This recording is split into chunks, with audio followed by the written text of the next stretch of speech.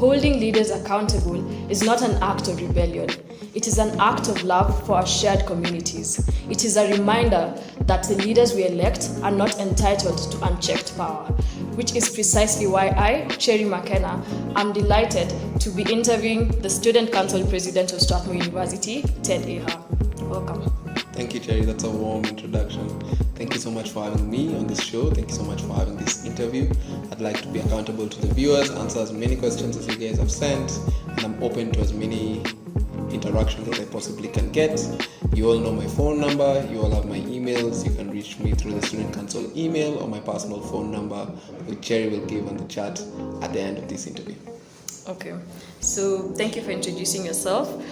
Basically, today's interview is to run through your experience as a student council leader, address some of the student concerns that have been raised over your tenure, and basically just gauge how you're doing generally. So we'll start with where it all started. Your campaign season, every campaign season is very hectic in this university. So before we even get into the actual hectic nature of that, maybe we could ask you what inspired you to vie in the first place and why this specific position? I think it was very interesting. My inspiration to run for council started in 2021, actually 2020, when I met Don Kamoya. I was working closely with Don and Sumaya, and the cohesiveness of the team is one thing. The home feeling that I got from the leaders there, the ability to hold my hand and grow me, was something else. Then I got a different experience from Collins Okoa as well, and I felt challenged to continue the great work that had been done by past presidents. I think the good thing that I'd say is president was the role that I was built for. For me, I believe that after working with not only one but two presidents, you can't go lower. I think if you've been sitting on the right hand of the king, you tend to understand how the throne works, if you're keen enough. Yeah. Okay, so would you say that, as you've mentioned, also knowing this from a personal place, being in the previous student councils enabled you to serve better as a leader, or did it not? Did it influence your leadership in any way?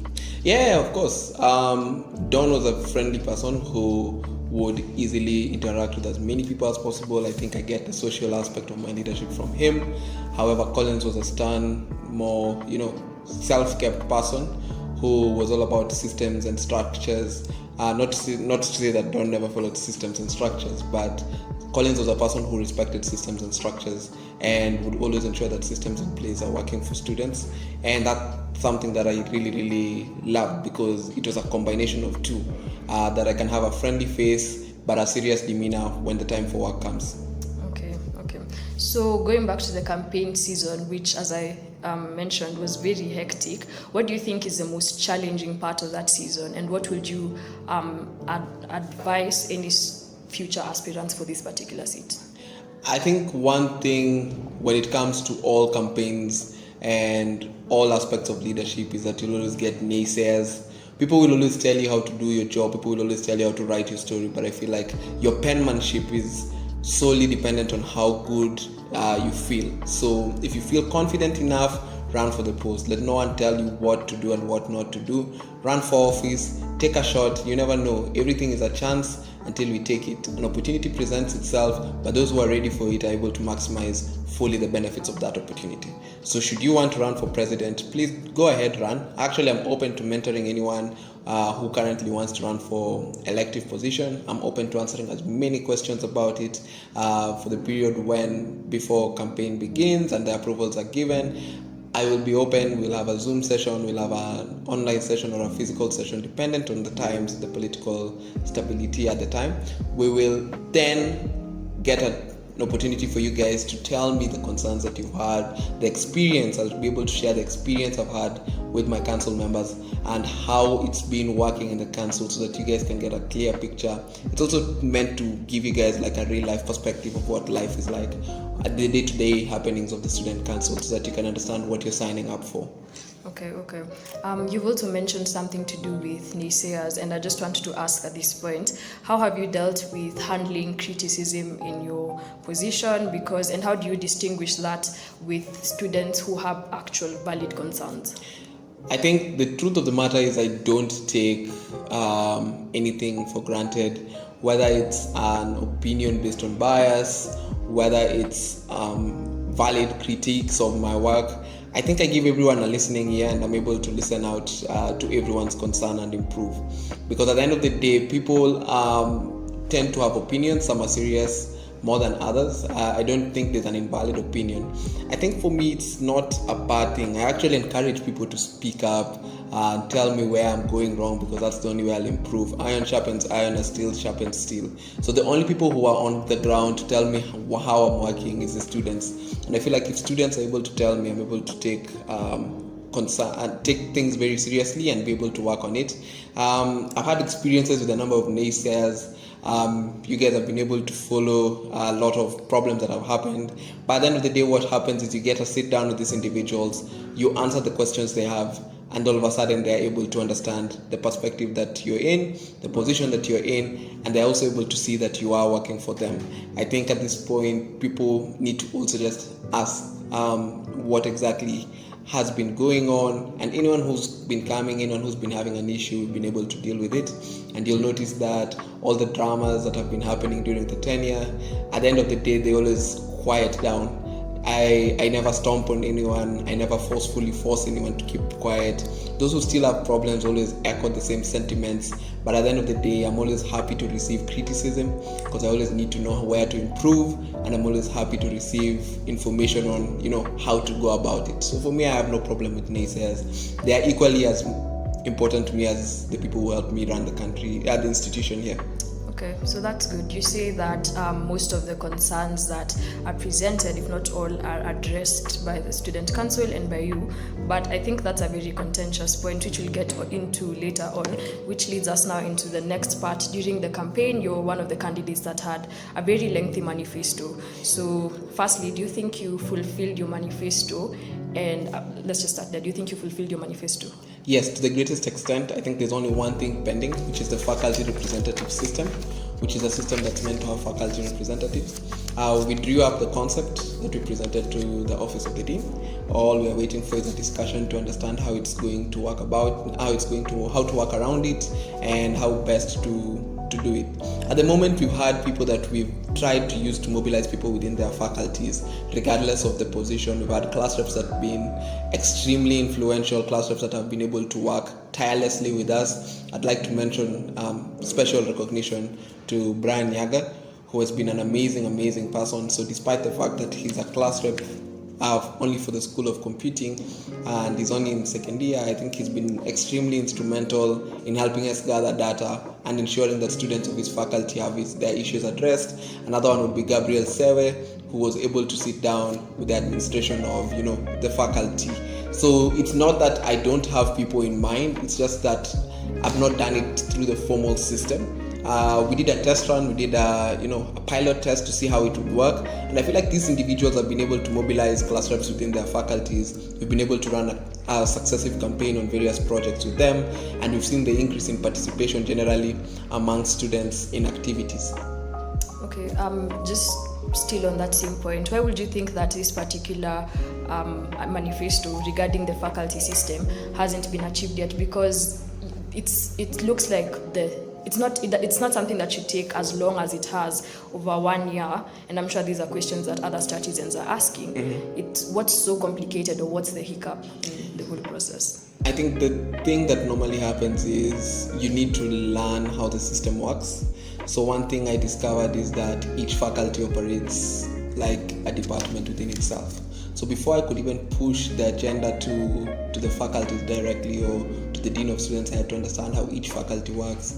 This meant working with students of various faculties, and each of them operate in a totally different ballgame. So I think the other thing was learning. That was one thing. The second thing, and the second challenge, is when introducing a new concept, it becomes a bit of a challenge. I tend to think that it would be extremely illogical for me to introduce a brand new concept across board to all faculties without doing just any certain test. So for me right now, I just have people within the faculties who continuously keep me updated on the challenges that are happening. So in every faculty that you're in, regardless, I know I have at least one or two individuals who who keeps me up to date. So when we are having issues with systems, when we are having problems, maybe classes, or we're having challenges, they're always up to date and they're always informing me. And that's how I'm able to know whether communication has been done to students through their faculties and whether or not some issues have been addressed or not. So it's not that it's not existent, it's just not formalized. So I'm looking to formalize it so that now the next council can have a formal set of faculty representatives. For me, I was working with it as a test, as proof of concept to the dean of students and the larger management, so that everyone can see how it's run, and also for me to have data and an analysis and see, okay, this is how it would feel like to coordinate all departments and all faculties. And it's been amazing because we've had people even attend, we've been able to do orientation. Now, even on a faculty level, we've been able to communicate with people during orientation. The council has been attending orientations. We are aware of the intakes of every faculty. We are aware when we need to be available. And I think it's been an extremely fruitful process. But do the students know of these faculty representatives? Because you say you work with them, but for instance, I'm an SLS student. I don't know the SLS faculty representative that works directly with the student council. So if I have a particular concern, I don't know who I'm supposed to address. So while answering that, maybe you can also tell us how much longer does this should we expect this formalization to take? Okay, so I get that concern. Now, what tends to happen is there's a generalized class rep group and people tend to just communicate directly. So I'm also there. So sometimes you forward it to your class rep and then forward it directly to me. They also don't know. But what happens is, because sometimes you find faculty specific issues that arise, that's when now people come and tell me. So what happens is some of these members tend to be members of my committee or the larger senate or the larger dockets. So you find that these people are keeping tabs to just keep me posted. So it's not that they are known or their faces and their identities are known, but to make it easier now, after seeing how it has been for them to even work and communicate with other class reps, now we are moving towards the formalization. So there are class groups that have all class reps in it, and then you're a member in it. So like for the humanities and social sciences faculty, I can just communicate directly with them because I'm a student of humanities. For the law school, Lulu has been the academic representative, so she's been able to always keep tabs and tell us what's happening. So basically there's none for that. But now for faculties that are out of my reach, like the tourism, the business school, the mathematical sciences, you just get a few individuals who are able to just keep me up to speed. So that's why I need now the formal system. It was a test run, a beta run, so that now we can have now the actual, launch and implementation of it. I've done the same thing with various concepts that I've had. So before starting to mentor students, before starting to mentor people and continuing the Mentor a Kid program, where now I mentor peer mentorship people our age, I first tried it with students and high schoolers, where I teach and train a few of them in debate and starting to see the experience. After that, now I transferred it to the university level. I had 1 or 2 mentees that I would guide.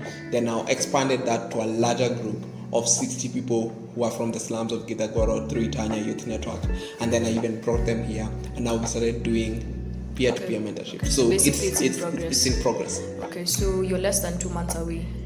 How much longer do you think it will take to formalize it? I think it will be done before I leave office. So the latest is September 15th, 2023. Okay, we hope so. We'll hold you accountable to that. Of course. He's made that promise on video, so we'll hold you accountable to that. So back to the campaign season. Sorry, lost my train of thought. The delegate system, which is usually a contentious topic to talk about, because a lot of people believe that the majority of views of students are not represented. And how it works, basically, for anyone watching that doesn't understand, is that 10 students or 10% of the students in each class is selected to vote for the student council, so not the entire class will vote. So do you agree with this delegate system? What are your views on it? And do you think that the university is in a place where they could do something about it, or do you think it's just a dead end? No change could be made about it, this is how it works, and nothing can be done about it? I think the delegate system is something that's out of the control of the university, because it was implemented by the I think Universities Act in 2008. So that's when the delegate system was born. And after the University Act, correct me about the year, I don't think that's a specific year, but after that was born, it was to help, make elections easier and more, efficient for students. Okay. As a politician, as someone who enjoys politics, I believe in the rule of majority. So as long as the majority is represented, whether it's a delegate system or popular vote, I have no problem. Okay, I enjoy the drama, the thrills of campaign. So for me personally, I'd love popular vote. However, I think that the preservation of relationships, the preservation even sometimes of lives, there's less conflict right now because it's not a polarized institution, a polarized school based on majority vote. It's just a few individuals who decide and vote. And I think it's made things easier. So elections come, it's simple, 1 month, you're done. We get out of office, the other person assumes office, compared to where now you have to reach currently the population of 7,000 people here at Strathmore University. I feel like for me, it's made it a bit efficient. As much as I don't like it, it's an efficient system. Okay. I just wanted to get your views on that. So congratulations on winning after the campaigns. Obviously you won, which is why you're here. How did you celebrate and how did your family feel about that? I think the one thing that people didn't know is that we were very confident. I was very confident with the team I had, and I worked with them to date. So I think we were confident that I was going to win. It was a matter of time to see now the announcement of, the official announcement of us winning the election, because I feel like this time it was 1 year in the making, a story being written by everyone in Strathmore University. The Strathmores themselves knew about it. By the time I said I'm running, I think most people who had known me before knew I was, interested in this seat. However, I think celebrations, I didn't have time to celebrate quite much. I think all I had was just, a small outing with my friends, celebrate my team that had helped me campaign, and that was it. Because immediately after I got sworn in, we started working. It was the housekeeping awareness week. We had to start working. We had to meet various departments, various offices. I think what people don't tell you is work starts on the day you're announced. The moment I was announced, I had like 10 emails that I had not had previously. Previously, I only had emails from the departments that communicate with us. Now I have 10 random emails coming to my inbox. So I had no time to celebrate. It was time to work. Okay. Maybe I'll celebrate after I leave office. We hope you do. So it's interesting that you bring that up, which is because I remember actually we have the data here, the difference between the votes you won with and the second runners-up was 16 votes, which is quite a narrow gap, meaning there was equally as much support for Kingsley Kim, who was the other candidate running. What do you think set you apart, if anything? And do you think you matched to the expectations? Because I think you had a lot to prove, because there's just as equally as a big number of people supporting him. So do you think you met the expectations of the people who voted for you and those who didn't during your tenure? I think I've tried. Actually, to show that I had no bad blood, I invited everyone who participated in the election to come work with me. So it was an amazing affair. I was extremely happy to win, but recognized the importance of maintaining the relationship. So I work very closely with Nick Mabea, who was a competitor as well. Baraka Aniset was still vice president of the International Students Association. We also consulted and have very close relationships with them because the Sec-Gen of the council works with them. And I've always consulted Kingsley. I remember consulting him on a number of issues. So I think that's the only way I could make everyone feel included as the leaders. Then the other way now was to work with the people who were supporting them. So regardless of what happened during the campaigns, I formed a committee of people who wanted to work. Okay. So in my committee, you have people who, despite the teams they were in, despite the relationships they had with the previous candidates, we still onboarded them. No bad blood, merit system. I believe in a meritocratic system and merit-based governance. So for me, I had no problem. I think I brought them in. Their issues were handled by me. So everything that they've had, every inquiry they had, I was able to resolve. So I had no issues. I think I made everyone feel welcome as I possibly could. But if you still feel there's something else I could do, you're free to contact me. I'm always open to suggestions. Okay, so basically you believe that you met the concerns and the expectations of everyone who voted and did vote for you, yeah? Yeah. Okay, so maybe now we can move on to the third part of this interview, which is now during your actual tenure. So immediately you got elected. Actually before we even get there, describe your experience as student council president in one word. Just one word to describe it. Intriguing. Why? Just very intriguing. Why is that? I think what most people don't tell you is that you can never prepare for this job entirely. There are factors that people do not necessarily take into consideration. There are environmental factors and other things that you cannot take into account. And every day brought a different challenge. And I think I was extremely happy and fascinated with the challenges of the day. Though I'd get, headaches after you resolve it and you solve a problem and one more citizen is happy or one more citizen is safe. I think that was the best feeling ever. So you describe your student council experience as intriguing, and that no one could prepare you for this role, etc. But do you think that we would expect that your previous experience working in the student council, senate, and even your previous experience as various presidents of various clubs like the St. John, the communications director in SDS, Strathmore Debate Society, would have at least given you some kind of leverage above anyone else who would have entered office? So in asking this, basically where I'm going is, what was your biggest challenge in this office that you think nothing could have prepared you for, and that you would want future aspirants and citizens to know, so that maybe we understand while critiquing your office? Okay, one thing you need to note is that different councils have different experiences. So during Dawn's era, we're dealing with the pandemic problems. We had just gotten into COVID. Classes had to shift online. We still had to have activities. We still had to do, business as usual, but everything is, mobile. Then you move to the Collins Oko era. We've just come back. Students are a bit slow, a bit, skeptical about having events and activities.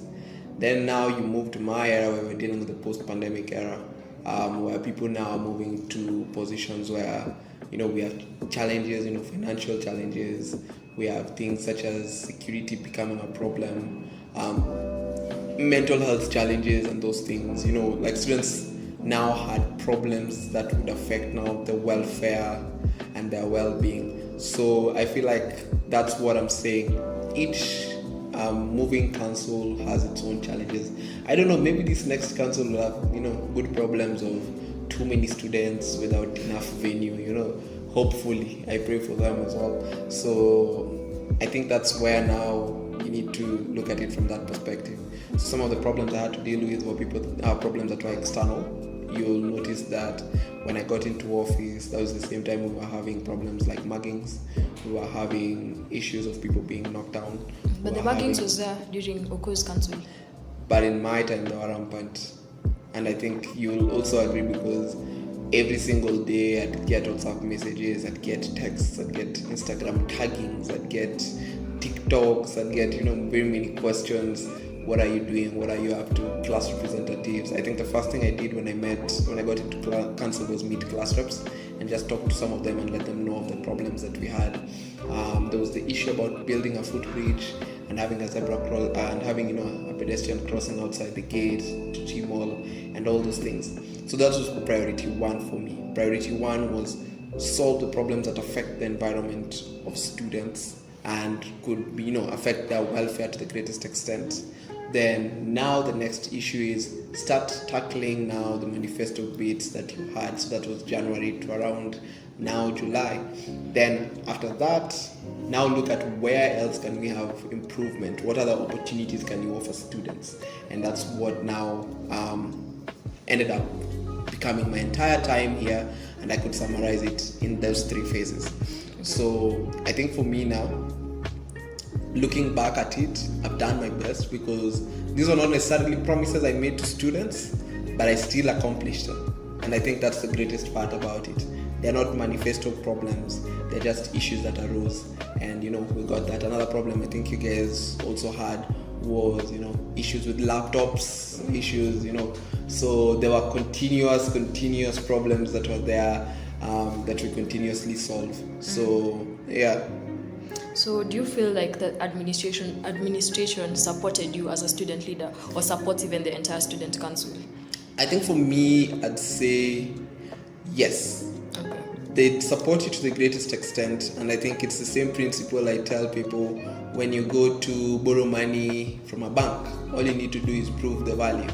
So of course there were things that they were very much concerned about, like the well-being of students was a non-issue. Those are things that we would easily work on, but other things have been able to be as supportive as possible.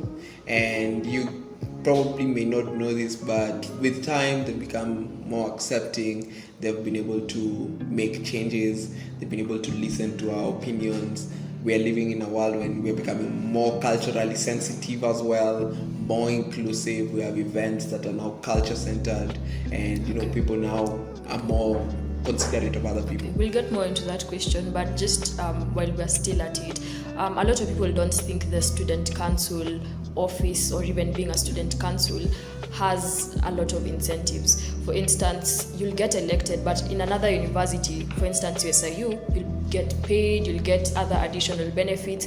And here, that's why I asked you the question about whether you feel like the administration supports the student council office. That's one of the reasons. So do you think there's enough incentive, and what have you in your capacity done during your time to ensure that future aspirants are inspired to even run in the first place? I think one thing you guys will note is that we've been able to do quite a bit, and to show that the management has had a lot of support and incentives are there for us. I think the greatest incentive that you'll have is the opportunity to serve. If you're doing this thing for the money, if you're doing this thing for the fame, if you think I'm here on camera because I just want to be seen, or I think my face is built for the camera, I really don't think that's why you should be running. I think what should drive you to run is, number one, what's your purpose in life? What's your end goal? What do you want to do with the talents that you have? Who do you want to impact at the end of the day? For me, I don't think I'd do this for the money. I wish there was money. I'd do it harder if there was money. I'm just kidding. I'd do it the same whether or not. I'd get up 8 to 5 every day of the week regardless, because it's an opportunity to serve. Okay. So for me, I think that's the greatest incentive you have. The support from the administration is great. And I think, let me just clarify this. We've echoed quite a number of issues that have been addressed. And I'd like now to start pointing out some of the biggest challenges we had. The biggest challenge I had, number one, was the safety of students. And you guys will note that there was a time where the muggings were happening around the Madaraka area and around CBD. And this is the period of October, November, and all of a sudden they disappeared. From January, we've not been having such incidents being as rampant as they used to be, because the school was able to manage, to support us to increase the students' security in general, liaise with the necessary departments. We always have talks with the security department to try and ensure that we boost the well-being of students. Right now, the school even supports us when it comes to investigating the crimes. All you need to give us is the OB and report to your nearest police station. I mean, that was something that previously it was not there. I think but that now goes it's there. into the student concerns, which we'll get there. But for now, you think there's enough student incentive? Yeah. Other Student than that, council there's incentive? the fee rebate. They reduce your fees. We all know fees not cheap. By 25%. Yeah, 25% for the president, vice president, and secretary general, and the rest of the members is 20%. Not to say that there's a lesser position in the student council, but I don't know. That's how I found things. Maybe now I could push for better incentive. And the other thing is that they always give you an opportunity to network, and you get to go for all these trips. I've gotten an opportunity to visit very many countries. I've traveled to Rwanda. I was to go to Ghana. My vice president went in my capacity, and you get all these opportunities to travel, sightsee, and engage the best minds continentally, internationally, and I think it's a great experience that no one else can offer you. Okay, so that's nice. So you're given travel opportunities that you don't have to cater for financially. Okay, that's nice. I never knew that.